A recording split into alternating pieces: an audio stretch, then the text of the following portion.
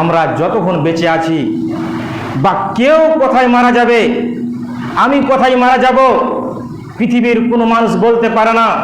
যেই মানুষের গ্যারেন্টি নেই, তাহলে আমরা কেন চিন্তা ভাবনা করি যে যদি বলা হয়, কিছুদিন আগে একটা লোককে আমি বলেছিলাম বয়স শেষ হয়ে গেল আস্তে আস্তে, আর কয়দিন বাঁচবে, মসজিদমুখী তো হও এখন।